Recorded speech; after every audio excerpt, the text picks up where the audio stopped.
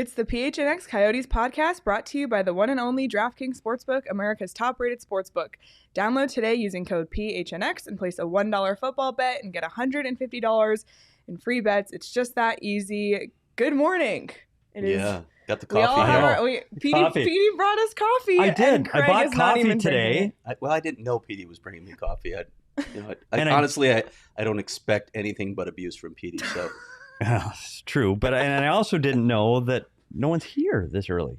Well, I brought a bunch of coffee and thinking, everybody in the studio. Well, first of all, can I just say I got here early. I was like, I'm gonna get some work done. I'm sitting in the employee break room getting some stuff done, and Petey comes in and is on phone call after phone call after phone call for an hour while I'm trying to get work done. You go to another space. Buddy. I know. I honestly, people that know me, and people that are starting to get to know me, I have a very high anxiety level, and so I need to be doing something all the time. So I get on the phone and I walk and I pace and I walk around on the phone. That's kind of just what I do during the day. It's just by the time 1 o'clock rolls around, I've kind of relaxed. Well, 1 o'clock is normally when our show is. Right now so it's 9, down. So we come in with some energy. So I'm buzzing. I'm on coffee number. He does have us energized. I know. What happens when you run out of people to talk to? You just start calling people randomly? Or yep. just spin the dial on your contacts? It's a long list. And it's funny. It's hard now this time of year because my affiliation with the former hockey club that I worked for, my friends all work there. And those are the guys you want to talk to. Hey, what's going on? What are you doing? Can't talk to them anymore. Everybody's busy. Everybody's working. They get to work early in the morning. They work late at night. They're on the road. So it kind of cuts out a lot of those phone conversations are now. So you're stuck with us. Stuck. Yeah. You're stuck. I did not call Craig on my drive-in. I did not. I probably could have, but I didn't. Called just about everyone else. I did. Man. He's next. He was next on the list. Well, it's episode 17, if you can believe it. Whew. We're almost there. Oh. I believe 2 weeks from today is the Coyotes' first game of the regular season. So unbelievable. We are almost there. It's October. There. It is October. I cannot 1st. believe it. You're supposed to say something on the first day of the month. Isn't there some superstition like rabbit or something? You guys don't know this. No idea. Stop talking. We're not that old. There it is. Shane's awake early this morning after a day off. Thanks, buddy. Appreciate that. Man. It's nice to get abuse from someone else. I don't even know where to begin right now. We have a cool topic today, and we'll get to it in a little bit, but we are going to explore some what-if scenarios. The Suns show did this, and we thought it was a cool idea. So we'll dive into that in a little bit. I got very fired up about a lot of it. But before we do that, there's just some Coyotes news that I just feel like we should get out of the way. Odds and ends. Yes. Yeah, some admin, if you will. Let's just start with the Coyotes cut 10 players yesterday 10 from players camp. and 4 more on waivers. Yes. So, it's going to be down to 35. And I'm assuming they'll clear waivers. This is standard ops this time of year in camp. Everybody does the same thing. This is not the time usually when players are getting claimed off waivers. It's the next round of cuts that are more interesting. And Andre Tourigny said yesterday that those will come Monday. He is hoping to get the roster down to 25 players by Monday. There may be a couple guys that stick around because they're in position battles that are really tight, or you've got injuries like Phil Kessel right now out of the lineup, Barrett Hayden still out of the lineup, so you may have to keep a couple extra guys. But he wants to get it as close as possible to the final roster for those final 2 preseason games. So it's coming fast. I don't think there were many surprises of what we saw yesterday. You can look at the contract status of the players. If you're on a one-way contract, you're not getting sent down. And if you're on a two-way or an American League, or if you're on a trial contract or a junior, you're heading back to your juniors, this is the time you go. So I don't think there were any surprises. I think for us, there were guys that had really good camps. We look at for me, it was Ben McCartney as a player. He did everything he was asked. He showed up on all the games. He got noticed. He still gets sent down because he has to play some games in the American League. Will he play here this year? I think he will. I think there's guys on this list that got sent down that are going to see some time with the big club this year. But you got to get down to 23 players. Yeah. So it had show to it happen on a consistent basis too, right? Yeah. Go down to the AHL and show you can do this over a long stretch of games. Yeah, and one other player I wanted to mention that's clearing waivers today, because we didn't talk about him much in yesterday's show, was Dineen and the way he played the other night in Anaheim. he stood out for me. He possessed the puck on the power play. He played, either on the top of the umbrella on one of the flanks on the power play, gets a goal. I thought he was strong, carried the puck well, and he's starting to mature as a player. Just another name I wanted to throw out so fans can hear it, because I think he's to the point where he's been in the league long enough in the American League that he's going to become a leader down there, get important minutes. And don't be surprised if you do see him at least for a game this season. Wouldn't surprise me. Yeah, been in the system a long time. Yeah. And he's faced some hardships along the way, obviously. For sure. But it'd be and he's well liked, and he's a good person and a good soldier. A good story. And they've had stories like that before, where a guy's picked for a very long time in the AHL and finally found his game. Connor Garland, of course, is the guy that comes to mind. Michael Bunting. Yep. So it happens. Yeah. Tucson is looking stacked right now. A lot of those, the majority of those guys on waivers and part of that list of 10 are going to Tucson, with just a few returning to the CHL back in Canada. But they're looking good. And their training camp kicks off today, right? Today, yes. And yeah, it's an interesting roster. We've all talked about this on the show. John Ferguson Jr., the new assistant general manager, wants to foster a winning environment down in the AHL. It's the kind of thing that you want to build in your organization, and then maybe, in the ultimate situation, it's like Tampa, it all carries up to the NHL level and you win. And we've talked about, while you have a lot of talent, do you still need that sort of veteran presence, that those guys that have been around the league?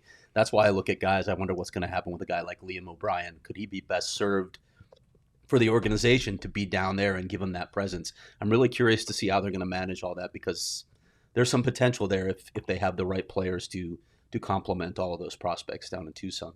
Definitely. Did no, I'm all good. You looked. I'm just ready to go. Let's call somebody. We should probably talk about Dylan Guenther too, because I know a lot of people out there still thought, oh, maybe he has a chance to make the team. You gotta, again, I know I've written about this and we've talked about this a lot. I think people just get a little starstruck, and he did produce some offense. There are parts of his game that we both saw that need work, when we're going to the preseason games. He really, the spot where you really noticed Dylan Guenther in preseason was on the power play. And you got to think, in the power play, there's less pressure on you, less pressure on the puck. There's more standing around. You have more time to make plays. He's an offensive player. So it's great that he stood out there. That's a positive sign that he was able to create and generate offense on the power play. Let him go tear the CHL up this year. And I mean, lead his team in scoring, MVP. Like, he's got a lot of things he can still accomplish and tools he can still put in his basket and bring to this league a year from now. Let's see where he is then. But a great camp for him. He has to be pleased. He showed some promise, right? And he showed the things that they expect to see from him in the NHL, but he has to become a more complete player. And look, he was not going to make this team. I know that thread was out there with some people that were analyzing prospects. He was never going to make this team this year. The plan was to send him back to the Edmonton Oil Kings all along, let him develop. Clearly, they're parts of his game, but they want him to build confidence. He's probably going to get some time at center, by the way, this season.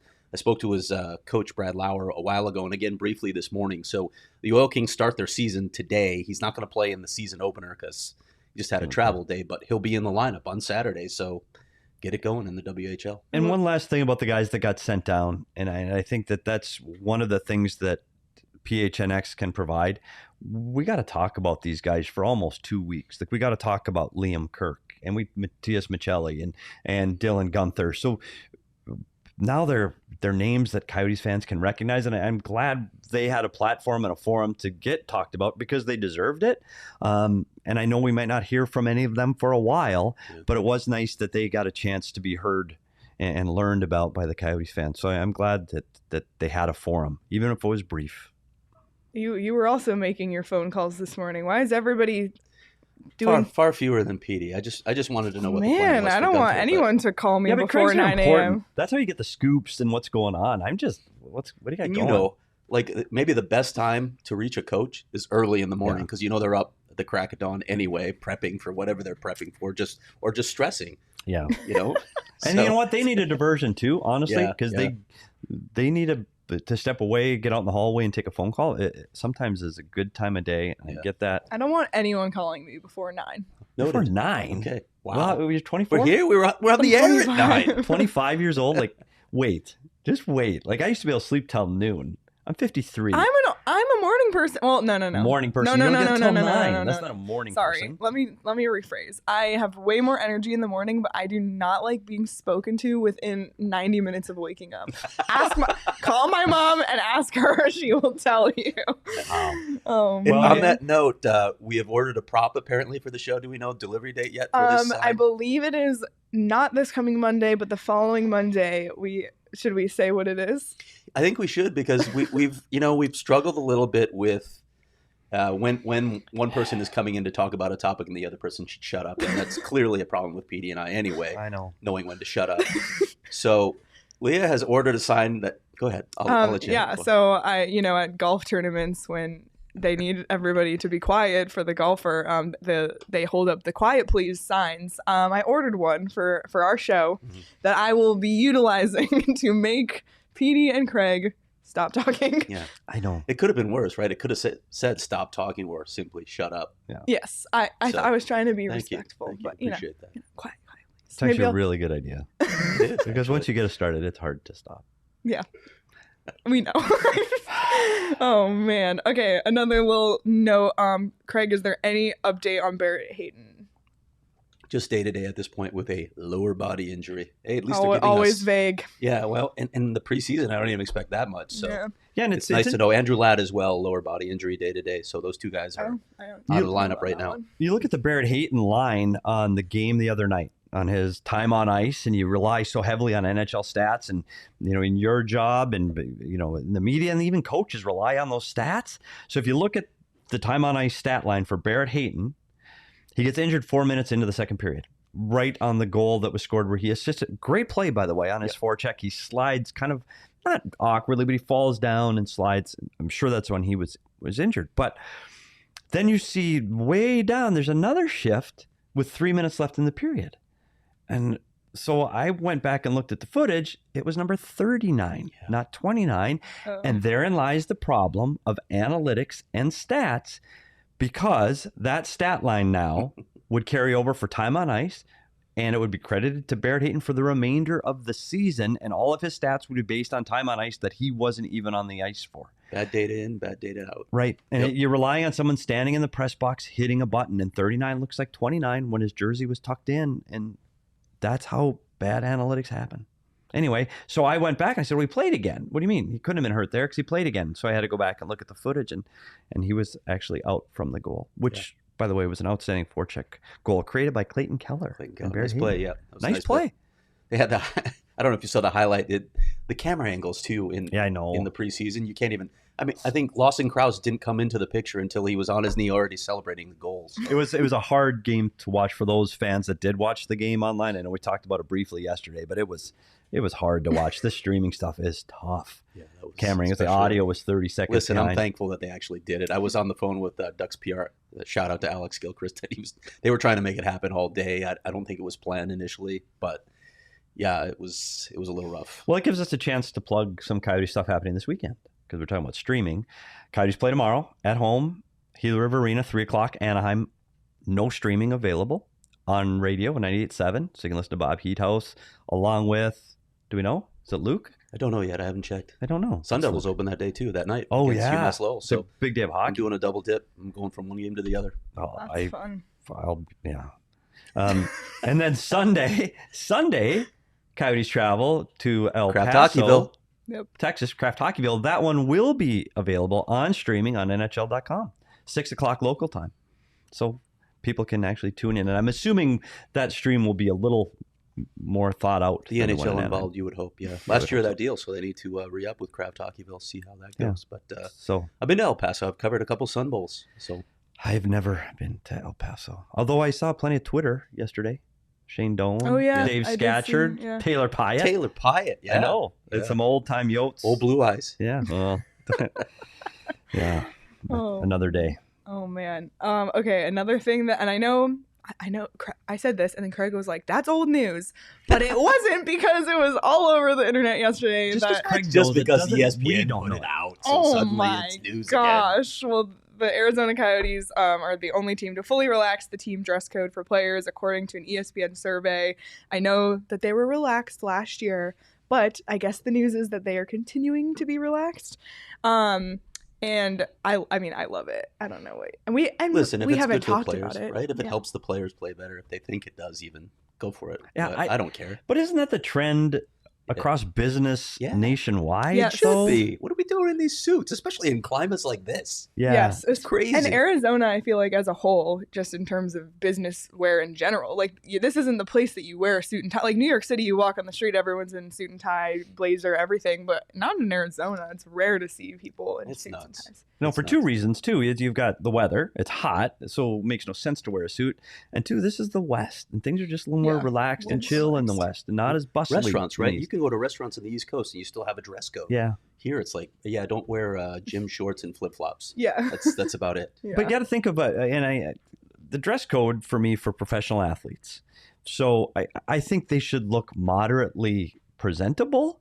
But you got to think when these rules came into effect, these teams are traveling through commercial airports, and they were sitting in an area representing their team in the public, as it were, right? And now you think of everybody's on charter planes. They go from their car to the plane to a bus to a hotel. No one sees them.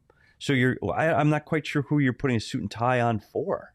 Too, on the team flights, it's hysterical. These guys walk in with their suits on, and then they immediately change into comfortable clothes for the flight. So that's a good story, and maybe that's something that we take for granted because we're there. But when Craig says they get on with a suit and tie, they do. And when they say they change in the aisle. Yep. Like where they're standing, their suit comes off and they're standing there in boxer shorts, putting on sweats, pajamas, shorts for the duration of the flight. And when the bing goes off for the 30 minutes, everybody stands out, strips down again, and puts their suit back on. It makes absolutely no sense to me why they're doing that. Yeah. And last year was Lululemon, by the way, which should probably be a sponsor of this show because we mentioned Lululemon. I think so I've often. also undercover worn Lululemon every single show, whether you've known it or not. Okay. I not gonna most comfortable athletic wear there is. I know we're plugging for sponsor, but you want to go on a Coyote plane and see how much Lululemon stuff you see. It's crazy. It is crazy. Yeah. Okay, dress code. My God. I feel check. And also I was dying because in the ESPN article they quoted Austin Matthews talking about dress code, and then everyone was like, "This is the Coyotes' way of laying the groundwork to get Austin Matthews to want to play." Nice. Here. Well, if you're listening in Toronto, you're right. Everything. He's coming back to Arizona. It's the long game. We're playing the long game. You never know. All right. Any other Coyotes tidbits? They announced the hiring of new scouts this week. Pro scout Scotty Pellerin. Yeah, two, and David Oliver, two former NCAA college players. That's right. So I think big shout out to our college show from last Wednesday. They're bringing those guys in. Very experienced hockey guys. I think it's a good move. Yeah, going to be not only pro scouts, they're going to have a hand in development as well, at least as advisors. So that's great. Yeah. Two good hockey guys, been around the league for a very long time. I think they're two good hires, good people. And we've talked about it before. Most importantly, when you're putting a staff together, is hire good people. And so I think they've done a good job here with David Oliver and Scott Pellerin.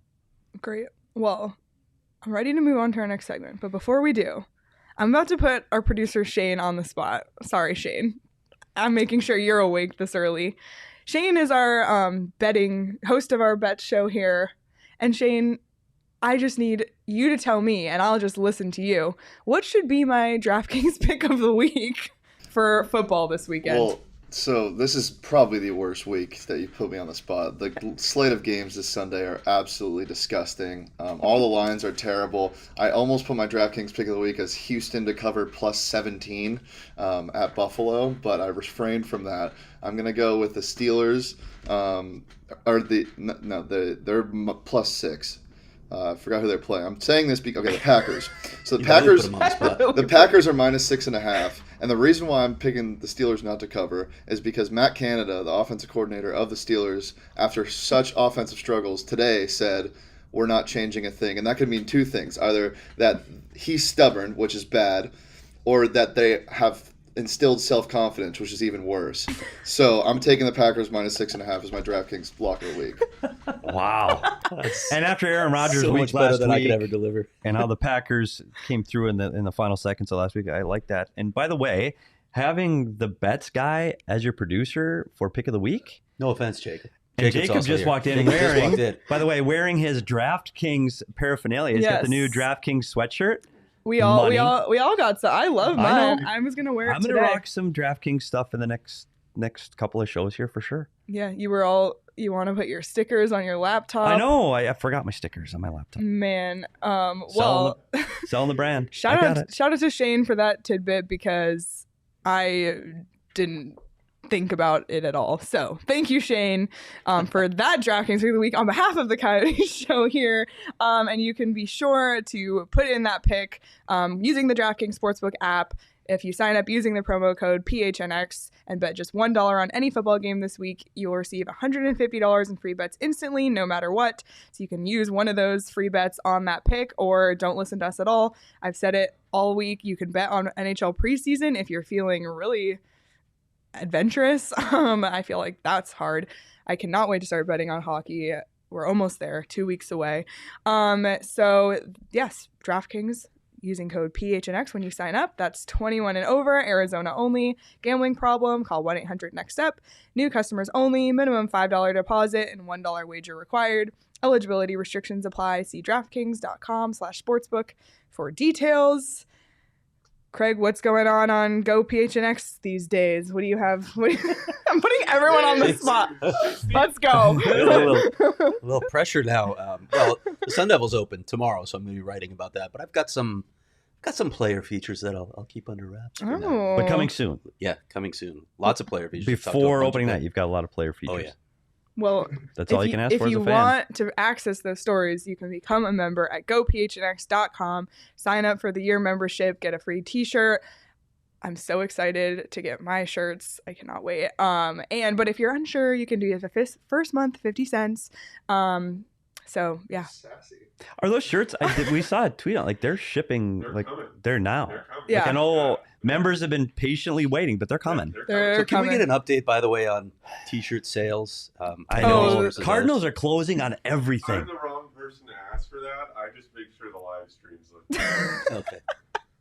But Cardinals are closing on us. Well, I mean, they're in season. So. Yeah, and on our number of followers to the beat, we were in first yesterday still. Hockey was still in first, but the Cardinals are closing. Oh, on Twitter. The Suns are just destroying you all. Oh, are they? The Suns have like 5,000. Oh, never mind.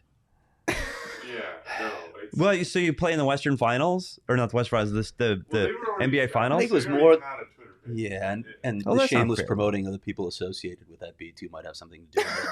So just throwing that out Shots there. are fired early today. Oh, and also one more plug for the shirts is the college shirts were dropped this week. So there's an ASU shirt and a U of A shirt. And right now the members deal of the week is if you buy one college shirt, you get any other shirt half off. Cool. So if you want to, well, not for this weekend, but if you're planning to go to ASU hockey and want to rep PHNX, it's a really cool logo, really cool shirt. So check that out as well. What's our Twitter handle again, Leah? It is at PHNX_Coyotes. That's right. Underscore. Don't forget the underscore. Yeah. If you know, 2,000-3,000 friends that want to follow us, let them know right now. Yeah. Pass it along. Petey. He's been on the phone with all of them this morning. On my phone calls. I'll put that on my thing when I end the phone call. That By should the be way, your voicemail. How many of my friends do you think are actively on Twitter? Probably not as many as you think. Right. I'm in the age demographic that is Twitterless. But you're on Twitter. That was your nickname for a long time. Twitterless DP. And here I am. Yep. Oh, man. I'm still learning. I'm so proud. I'm so proud. All right. Moving on to our main segment of the day, the what if. The what if segment. I was sitting next to Jacob yesterday researching some of this, and I was yelling. Yeah. Do you have depressing music to play? I was so mad. I don't know. I can do this again. But Craig, let's get a little deeper into what the what if started from. Like, what generated this whole conversation? Oh, do we have to talk about the Suns? No, this. Okay. The butterfly effect. Yeah? Oh, you're talking about God. I missed my cue. That's right. I'm supposed to flap my wings, right? Do you not show up to the pre-show? Like, we talked about this before. Why bother? Why do we come in early? Craig, we set it up. The butterfly effect, which is what, cue. Craig? I'm going to flap my wings. Yeah. The butterfly effect. The butterfly effect if a butterfly flaps its wings in whatever part of the world, another part of the world can cause a hurricane. So little things change and become big things. Little things affect other things. And that's the basis of the show today. And if you haven't watched one of Ashton Kutcher's finer movie performances, it's a short list, buddy. The Butterfly Effect, the movie The Butterfly Effect, Kutcher actually travels back in time and changes little things. And it's amazing how his life changes based on little things. So if you haven't maybe we watched should have called this The Butterfly Effect instead of What If. I thought so, but I didn't think of it until now. 8:30 this morning. No, I thought after of it the graphics were made. I know. I didn't know like the time. You got to think a day ahead of time. I can't do that. Okay. So I thought of it now. I actually can relate to that as a journalist. Okay, so this is what if little things in Coyote history Lord. changed, what would the outcome have been for the organization? All right. Where do you want to start? Because there's a big one early on. There's a lot of prep time involved. Maybe we should start with the guy that could have come with him. The Teemu Selanne. Yeah. What if Teemu Selanne had accompanied the team from Winnipeg? Petey, I'll let you go first on this one. Well, they traded him the summer before coming to Arizona for Oleg Tverdovsky, puck-moving defenseman, and Chad Kilger. Okay, which Coyote fans, unless you really are hardcore fans, you do not know Chad Kilger. Enough said. Selanne goes on to Anaheim, wins a cup, 1,400 games, Hall of Fame career, is the face of the franchise. That doesn't happen if he stays here. And by the way, the first season that the Coyotes were in existence, they played who in the first round of the playoffs? The Anaheim Mighty Ducks. Yep, and lost. And lost in 7 games at home with Teemu Selanne on the opposing team. So if Selanne does not get traded, I have 3 things. Ducks don't win the cup in 2007. But more importantly, and this one, I'll say that Coyotes win the series against the Ducks. Unfortunately, they would lose to the Stanley Cup champion Red Wings in the next round. But they would have gotten out of the first round. They would have got out of the first round. that. It never would have become a narrative series. about this team. Yeah. Now we'll see if you like this last one. Okay. What position does Teemu Selanne play? It's a wing. He's a right winger. Yeah. Okay. So do you know of any other right wingers in the organization at that time? Shane Doan becomes expendable because of Teemu Selanne's Oh, wow. and traded away from the Arizona Coyotes because Teemu Selanne stays, does not become the Arizona sports legend that we know of today, and plays for his local area Vancouver Canucks in Western Canada.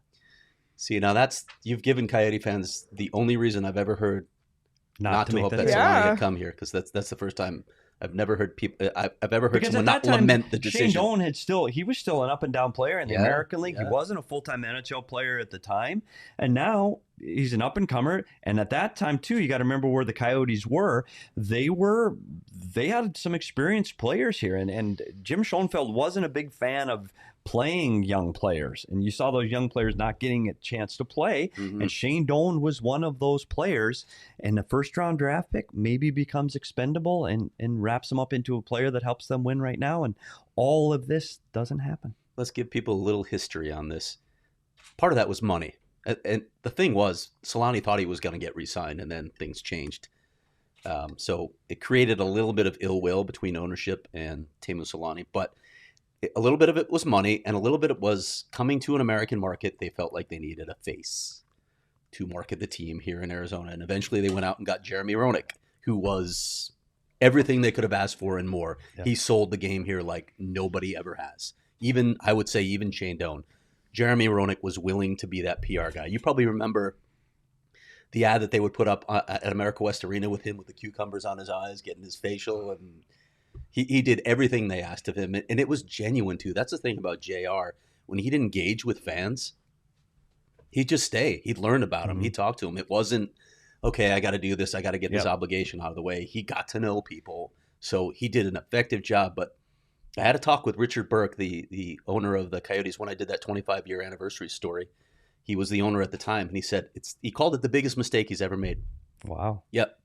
He said, if I had it to do over again, I would have gone out and gotten Roenick and kept Selanne, and then imagine what the Coyotes could have accomplished. Now, look, you look at look at the NHL at that time. There were some powerhouse teams. I don't know that they're going to win a cup. Detroit, Colorado. Yes, exactly. Yeah. Those two to name. Yeah, primarily those two teams. But they get out of the first round. I have no doubt about that. If they have both those guys, and Teemu Selänne's, he's such a likable guy too. Just would have had another. It's interesting, right? You think you need an American face, but Selanne did such a good job of selling the game, regardless of the fact that he wasn't American. He's just a likable guy. He would have helped in that front too. And Selanne, in his time with the Jets that became the Coyotes, he had 306 points, and then he went on after he got traded to have 1,151 points until he retired. Wow. Yeah. So imagine that, just that alone. One last thing on Selanne before we move on. Do you remember the year that he was deciding whether he was going to come back or not? And the Ducks recorded that promo video of him announcing he was coming back golfing. Yeah. If you can find that on YouTube, go watch it because it's one of the funniest things you'll ever see. It's great.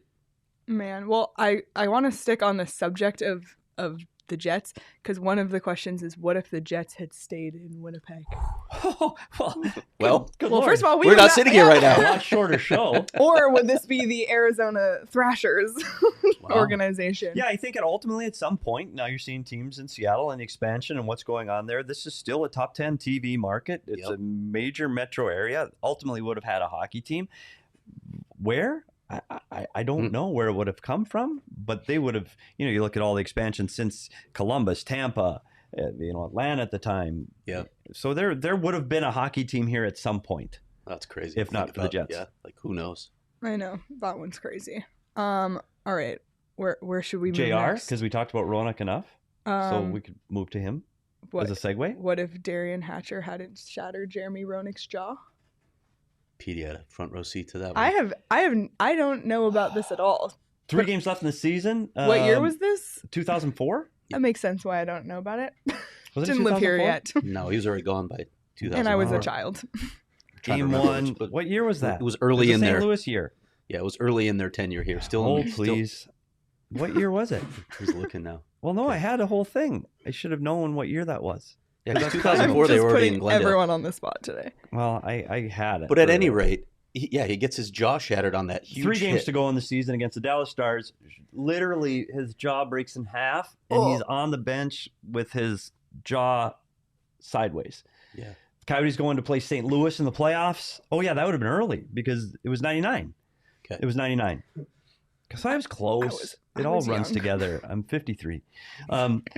So JR's not available. He's leading the team in scoring at the time, along with Keith Tkachuk. He had how many points? He had 72 points in 78 games.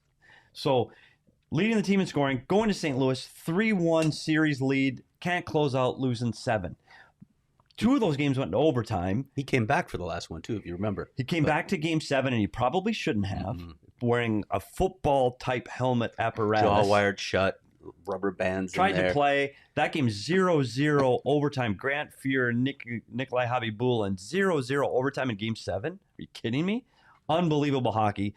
JR would have got a goal somewhere along the way, and they would have again won their first round series to put them into the second round. And who would they have played then? They would have gone on to play the Stanley Cup champions. Was it Chicago? Who won in 99? I've got all these notes and it's too early. It's all right, buddy. Wasn't it? I had the thing right here. Oh, it's right here. Dallas? Yeah, Dallas. Okay. Dallas ended up winning the Stanley Cup. My parents went to that game. Yeah, they would have played Dallas in the next round. Faced Hatcher again. Again the next round. But they wouldn't have had that JR rivalry. in that game, and I'm sure you've talked to him about this as well. He literally I asked him what it was like to play with his jaw wired. She said it couldn't breathe, first of all. Couldn't breathe normally. Imagine how much oxygen you have to take in as a player when you're playing at that high pace, and then your mouth is like... It was too bad. So he's trying to breathe through his nose, and he literally had to keep blowing out his nose, just get all blockage out of his nose. And he literally did, into the phone, he did the way he was breathing. He was like... Yeah. And he was in so much pain. Like, he couldn't Thank you for describing that. He couldn't play the kind of game that Jeremy Roenick plays. Like, he just couldn't... He couldn't get involved in the game the way he wanted to get involved. Emotionally, it was a big lift seeing him on the ice. The fans were insane. That was all great, but he just wasn't the same Jeremy Roenick. And again, we're not having a parade down Van Buren holding the cup if JR doesn't get hurt. But it gets them over the hump of that first round win that they struggled for years and years and years to get past. And I think that's another opportunity that they would have made it over the hump if he's not hurt. And you cement yourself in a fan base's heart, right? When you start winning playoff series, and the entire narrative of the Coyotes could change because of that. Where to next? Well, sticking in the earlier days, let's go with what if the Coyotes had not traded Danny Briere? It's funny when you look back on what was happening in the league. We were close to a lockout. We were close to a significant change in the rules that opened up the game for smaller players like Danny Briere. A lot of people saw it coming. Then general manager Mike Barnett did not. He thought he needed to be bigger at center. He went out and got Chris Gratton. I was on the trip that day in Denver when they traded Danny Briere. They pulled him off the bus. They actually flew him back here, but I was talking to him outside the bus, and he literally had tears streaming down his eyes because he thought he was going to be here forever. And as you know, too, Danny, one of the most likable guys you'll ever meet in your life. And I still wonder what he could have done, and we saw what he did when he went to Buffalo and Philadelphia. Became a captain later in his career, a leader. Insane points, like over 90 points one season. He in Philadelphia, he helped lead them to the 2010 Cup final against the Blackhawks when the Hawks finally broke the streak. Danny Briere led the NHL in playoff scoring that year, and if you look at his playoff scoring, it's really hard to elevate your play in the playoffs. The great players do that. They take it up another notch. Danny Briere, up until his last season in the postseason where he was kind of a bit player, he was averaging a point per game in the playoffs, which is just insane. Not a lot of guys do that. And if you look at the list of guys who have, it's mostly legends or, flashes in the pan that did it for a short period of time. Okay, so let's go to the what if now.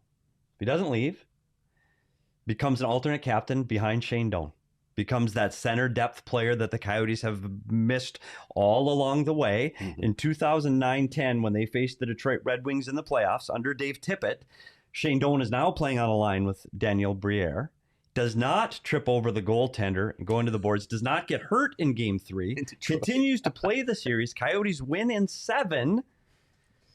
Right? To go on and do what? What do they do? Who would they have played? I did this again. So they wouldn't have won the cup that year, but then he becomes a key piece in 2012. Now with 2 years of playoff experience underneath his belt, the 2012 team does go on the miraculous run and win the Stanley Cup. Ooh, wow. 2 years of you playoff. really played that out. They got out of the first round of Danny in 2010. They got out of the first round in 2011. Now with experience, Shane Doan leads them through, because now LA wouldn't have been in that mix then, because they would have had a different seed. They wouldn't have faced the Kings, and they win the Stanley Cup in 2012. Wow. And now he is working for the organization as the general manager of the Tucson Roadrunners. Okay. Wow, you really played that out. Danny Briere and Shane Doan, very good friends, too, so it would have been interesting to see them play on a line together. Yep. Danny spoke at Doan's retirement ceremony. Now that's the what-if game. That's quite a butterfly effect there. By the way, they would have lost in 2010 to the Stanley Cup champion Chicago Blackhawks in 2010 in the next round. So okay, I'm trying to do all this prep, but there's a lot of reading. Like I don't see that well. I need more coffee. I don't think you do. I do need more coffee. Man, I know. I mean, I can't talk. I have my tea. You certainly brought enough in, so I know there's some cold. As much coffee as you want. I digress. Oh man. Okay, let's stick early era. What if the Coyotes had built an arena at Los Arcos? Oh, this to me is the ultimate butterfly effect right here. And that was when they decided to go to Glendale. The deal wasn't dead in Scottsdale yet. They were still negotiating with the city council. It was a difficult negotiation, but they were still there. But Steve Ellman, Richard Burke's partner, wanted to go out west. Sweetheart deal from the city of Glendale, chance to build Westgate. And Richard Burke was telling him all along, it's not going to work in Glendale. It's not financially viable. But Ellman wanted Westgate. The Coyotes went west, and wow, 2003, that was the year that they did it. I think about the financial impact that it's had on the franchise for 18 years now, what could have changed, what they might have done differently. Richard Burke said if they hadn't moved west, I would have kept the team. I wouldn't have sold the team. So how much does that color everything? I'm like setting it up and then letting Petey run with it because he's come up with some unbelievable I love your little. Yeah, if I so could read that's the backdrop. That's the backdrop for this all. They still had a possibility of building at Los Arcos. It wasn't dead, But Elman pulled the plug, and Richard Burke said, okay, I'm going to sell you the team because I know it's not going to work out there. You go do it. Yeah, instead of a real estate deal, it becomes a hockey deal, and the franchise is forever changed. Like, this really is, of all of the things we're talking about today, this really changes everything. You put the team at the 101 and 202. Hockey fans are on the east side of the valley. It's just a fact. You can go look at the numbers that the Coyotes will give you from their sales department. That's where the fans are. Easy freeway access. Financially, corporations, suite sales, ticket sales are all different. Who knows where this franchise would and that be? Filters down, right? It's a perennial playoff filters team down to for scouting, sure. to everything. Literally, you can spend on everything. You have more money. Yes. And if you have more money, you have better players. It's just the fact of sports. So this sets this team up to be, and I won't talk about the Stanley Cup parades, but we're talking a perennial playoff team that becomes more attractive for free agents, and you just have a better franchise. You're not struggling every year going, are we moving to Tempe? Are we moving to Talking Stick? Are we moving downtown with, like, that doesn't happen Portland anymore. or Seattle or Las Vegas or Houston or Quebec or Winnipeg. Or should I keep going? Yeah, I've heard so many relocations. With Burke, you had a solid owner who wanted to be in it for the sports side. He wasn't there to be a real estate magnate. He wanted to be a sports owner. And I think that would have changed the whole trajectory of where we are today with this franchise. The biggest one single decision ever made in Coyotes history was not building at Los Arcos. Yeah, and I think it also would have helped secure the legitimacy of the franchise as well. And every single person you talk to now, imagine if the Coyotes were in Scottsdale and even people who don't live in Arizona think that because everybody knows. Well, and let's bring in the Las Vegas effect that we talked about with Coach Powers the other day too. Can you imagine visiting teams coming in, staying in Old Town Scottsdale? Yeah. Very true. The night before a game? Chalk that up in the win column. The Scottsdale flu. Honestly, you think it's check the record of Las Vegas and their home record. It's a thing. It's real. Like you see those lights at your hotel room. It's hard to stay in, man. That's very true, man. Whew, it's hard to come back from that one. Whew, okay, and they haven't yet. Let's do. What if the Coyotes had signed Blake Wheeler? I don't know if the Blake Wheeler one has as much overall impact on playoffs and parades and cups. I will say when he was picked in 2004 at the draft at number 5, I was flipping through my draft guide going, who? Like, who? That was most Blake people's Wheeler? reaction. Yeah. Like, are you out of your mind? Who's Blake Wheeler? High school kid from Minnesota going 5th overall? But when you go back and look at that draft, that was a great pick. Sure was. Like now he's the captain of the team. He is a very big right-hand shot winger that is the captain of his team, goes to the net hard. He's a true leader on and off the ice. Fantastic pick. Just couldn't sign him. Yeah. Like if you had him again, now we're talking about the right side. You have Shane Doan and Blake Wheeler, 1-2 on the right side. Both strong, physical, power forwards. I mean, who knows? I just, it's too bad that played out the way it did. Yeah. And eventually it became that he didn't want to be here, right? But I think initially they botched the negotiations, and that's part of what ended any possibility of bringing Blake Wheeler here. But I did a history of Coyotes draft picks. I actually ranked the best draft picks in Coyotes history, and I didn't make it so that they had to play for the Coyotes in order for them to be considered. I just considered the player and what they'd done in their NHL career. Yeah. You can make an argument he's number 1. Yep. Yeah, so he has 981 games played, and in those games he has 279 goals, 528 assists, 807 points. So that's quite a career. Yeah. Man. Oh, I don't know if it's the coffee or or Petey Petey or the topics. Man, okay. So I want to move us into the more recent years, but before we do, I've just also been thinking, as we've been sitting here drinking coffee, how last Friday I spilled coffee on myself multiple times. I'm so proud of myself that I did not spill coffee yet, because I was like, I wonder what the odds would be. The odds on me. There it is. Yeah. Applause for that segue. What would you have put the odds for me spilling coffee on myself this morning? We're talking like minus 200. Perfect. Yeah. Anyway, that you won't find that on the DraftKings Sportsbook app, but you can find a lot of other Maybe stuff. Someday. maybe someday. Maybe I'll make an impact. You can find all sorts of bets on the DraftKings Sportsbook app. Like every little thing you can think of that could happen, you can bet on it. In football right now, you can do the bet on same game parlays, which makes it more fun. Petey hasn't been doing great at those. This weekend. Either has Shane's. Yep. Sorry to throw you both under the bus, right. but it does make it more fun, and you can do that on the DraftKings Sportsbook app when you use the code PHNX when you sign up. And if your same game parlay on any NFL game doesn't hit, you'll be credited up to $25 if your bet loses. So, give it a try. So that's the DraftKings Sportsbook app using the promo code PHNX to receive those $150 in free bets instantly when you place a $1 bet on any football game. We also have a new sponsorship. A new sponsor. Oh boy. And I must say, I'm gonna pass the baton to Petey this morning, and he is for my first ad read. Yes. At PHNX, support for PHNX Coyotes podcast is brought to you by our friends at Manscaped, the leaders in male grooming. Their 4th generation performance package absolutely changed the grooming game, along with a refined body wash to round out your hygiene routine. Join the 2 million men worldwide who trust Manscaped for their shower time routine by going to manscaped.com. Get 20% off and free shipping with the code PHNX. Now, those are my friends that know me. I take great pride where this is going in my home and the landscaping. Like you see the trucks in Arizona, the landscaping trucks in your neighborhood, right? And why do you hire them? Because they have the right tools for the job. Well, I do my own landscaping at home. How? I have the right tools for the job. So if I'm trimming the bushes or I keep the grass low and tight, oh no, I've got the tools to do it the right way.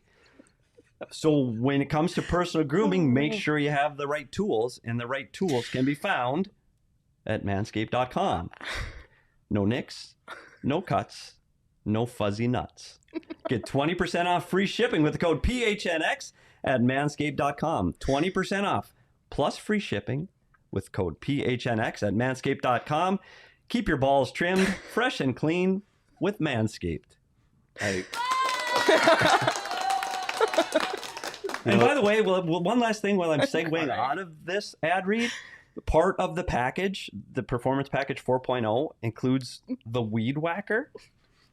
But the Weed Whacker, no, Craig, hear me out. I'm speechless here. I'm speechless. It's a nose and ears trimmer. Okay. I'm 50. Do you know how handy a nose trimmer comes in when you're 50? You don't need it when you're 20 or 30. The other, you can use that. But the nose and hair trimmer, or ear trimmer, fantastic when you get over 50. Get the right tools. If you're going to go out in public, get the right tools. Shane, can we isolate this ad read so that I can send it to all the coaches with whom Petey is working? Hey, you just tell them to tune in every day. I really want them all to see it. Hey, they're coming because it's every day. We get Manscaped reads every day. That was fantastic. They say in journalism that nothing is unprecedented. But that is. Yeah, that was a first. I never thought I'd see that. Yeah, well, that might be it for my that was iconic. PHNX career. That was truly iconic. Oh my gosh. Okay. Jumping back in, don't know how to transition out of that one. That's really hard. Let's move to. We've referenced it a few times already, but what if the LA Kings had finished with 5 fewer points in 2012 instead of going 10-4-1 in March? This is where my memory kicks in. Everything else was like kind of before I was super aware. But 2012, Thanks I was for not there. saying born. I was there. I was there in 2012.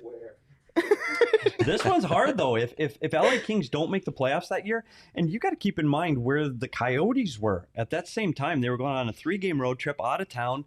They were teetering right at that make the playoff spot too. End up winning, beat St. Louis, and they beat Minnesota in Minnesota to win the division. From out of the playoffs to winning the division, LA sneaks in, and next on the list was the Calgary Flames. So the Calgary Flames get in, if not for the LA Kings going on that terrific run in March.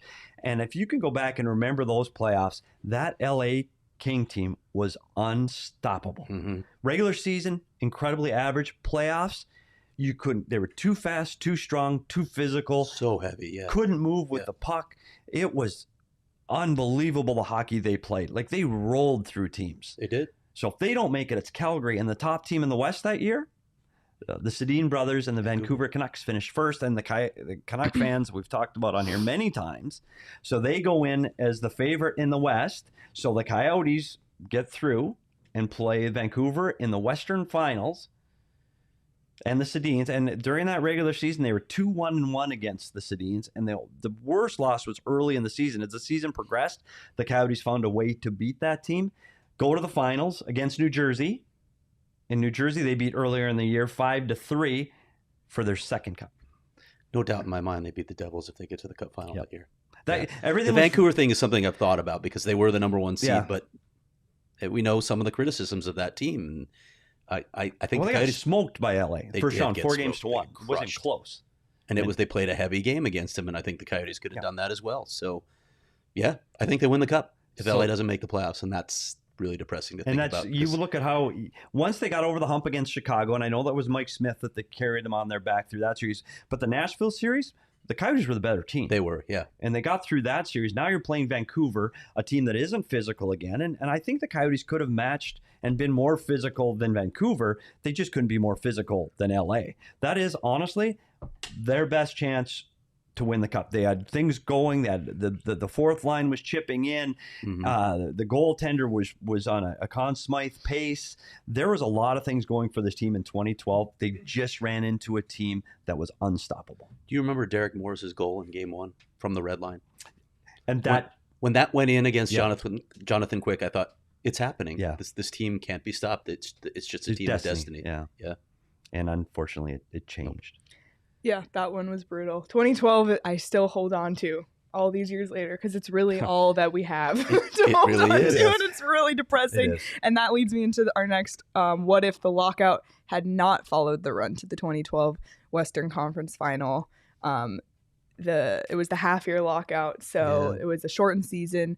The Coyotes finished 10th in the Western Conference, 4th in the division, just 6 points shy of a playoff spot, but they were also shut out 9 times that season, which was tied for the most with Nashville. Yeah, I don't know if it changes much, other than we didn't get to see the banner raising ceremony at the beginning of the year, and you didn't get to ride that wave of positive energy that maybe gets them off on a quicker start. I don't know long term what it would have done. Yeah, the short term is what I think about too. If you had some sort of continuity, you know, if they bring the team back, and of course they didn't bring Ray Whitney back either, who we just had on the podcast I think last week. I'm losing track here, but he had a 77-point season for him during that run to the conference final. So, yeah, you think about those things.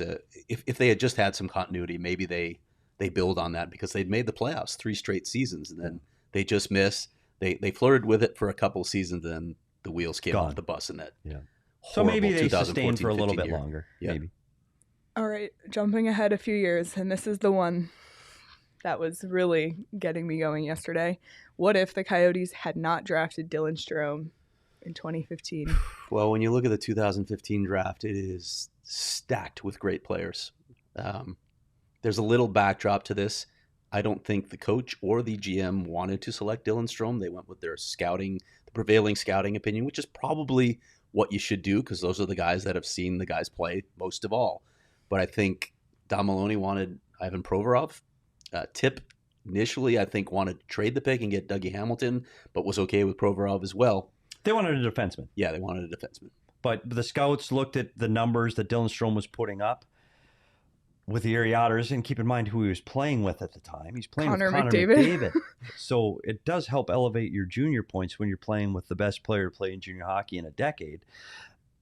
But the truth is, it wasn't just the Coyotes that would have picked Dylan Strome at 3. Most teams would have picked Dylan Strome at 3. It's not like our scouts picked the name out of the hat. Dylan Strome was the guy. He was a big center too, right? Yeah. So you saw the reasons why, even though, everybody knew he had skating issues. And and you talked about center depth. Yeah. Draft a center. It's what they needed. It was the right pick. It's just when you see guys like Mikko Rantanen, like Sebastian Aho, Mitch Marner, Kyle Connor, Matthew Barzal, Brock Besser, Zach Werenski, like Crazy. the names pull that it came up, Shane. after. The 5 guys. There it is. Oh, did I get them? Yeah. They could have. look at that. They could have taken any of those Didn't guys. even see the graphic because I don't come All to of those people came after Dylan Strome at 3. Sebastian Aho won the second round. Mitch Marner, number 4. Mikko Rantanen, number 10. Barzal, 16. Kyle Connor, 17. Aho, 35. And of those names, some of those guys were hurt for their junior career. Some of those guys were undersized, and there were concerns about their ability to play in the NHL. And we've seen that they've proved all of those things wrong. Hey, Dylan Strome's still in the league. He's still an NHL player. He just didn't live up to third pick overall. So if you had to take any one of those guys, who would it be? The most dynamic player on that list to me is Matthew Barzal. He's a center too. They could use that. He makes a big difference. To me, it's either Matthew Barzal or Mikko Rantanen. Yeah, one of those two guys. And some other players of note in that draft that we didn't include on that list: Noah Hannafin, Zach Werenski, and Brock Besser. Yeah. Petey mentioned all unbelievably talented players that helped their team and really led their teams. And Stromer, again, he just couldn't put it all together. His downfall, his whole NHL career, was his speed and his ability to get away from defenders. Yep. Great hands, good vision, good power play player because he had the time and the space. He just wasn't able to get his foot speed up to create space for his hands and skill to take over. And my little tidbit aside, I was really excited that the Coyotes drafted Dylan Strome. When, we talked about I moved here from Toronto when I did, my dad stayed, but he moved to Mississauga and lived in the same neighborhood as the Strome family. So literally just a couple blocks away. So I was like, oh, a little connection. But Dylan Strome played 48 games with the Coyotes, 16 points. And with Chicago, he's played 156 games, 106 points.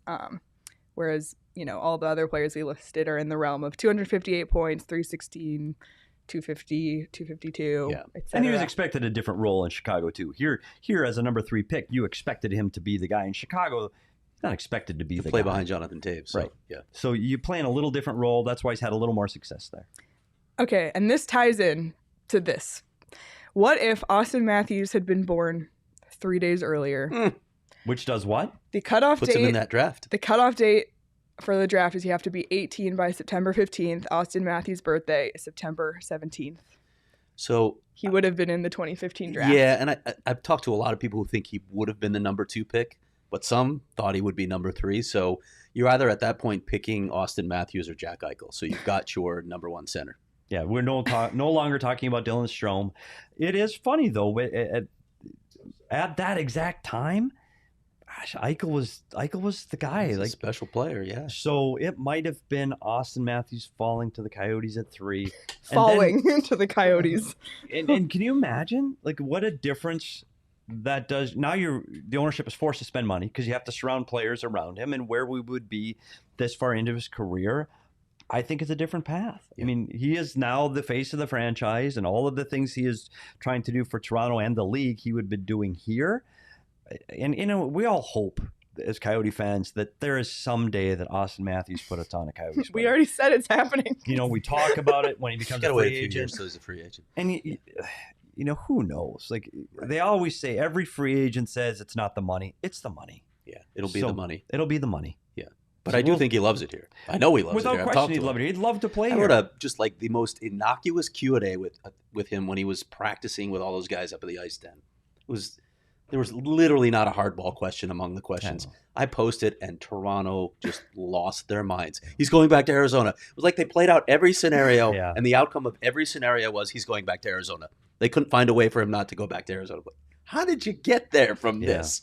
But that's how crazy they are. And that's what you need in a market like this. Having a star like that, not only on the ice but off the ice, would have really, really helped cement it in the community. And, I hope it happens. And maybe when they're ready to win and his contract expires in Toronto, all the stars align. We can only hope. And that's why we play What If. Dude, wow. Look at him closing it out for you. You got the ad reads. You got the closeout. I'm so proud. I don't feel like I should be here anymore. You're not alone. Wow. What? Did I say that out loud? Oh my gosh. Oh, well. It's too early for me. I apologize. This is pretty Craig. good for a morning. Don't get them. I had a lot of fun. impressed. This I'm is fun. impressed by this. I'm hyped now. Well, if you're watching us on YouTube, be sure to hit that subscribe. If you're listening wherever you listen to podcasts, like us, follow us. Please write us a review. Everything helps. Again, follow us on Twitter at PHNX_Coyotes. The Cardinals are coming for us. Yeah, we need to us on stay Twitter. ahead. And follow each of us on Twitter as well, at Craig S. Morgan, at Leah Merrill, at S. Peters Hockey. We're going to come up We'll with something. If Petey hits 1,000 followers, he will do something. We don't know yet. I don't know if the station will After be that around ad read, long. I don't know how you top it, buddy. So. 1,000. Honestly, special. yes. And yeah, I don't even know what else to say, honestly.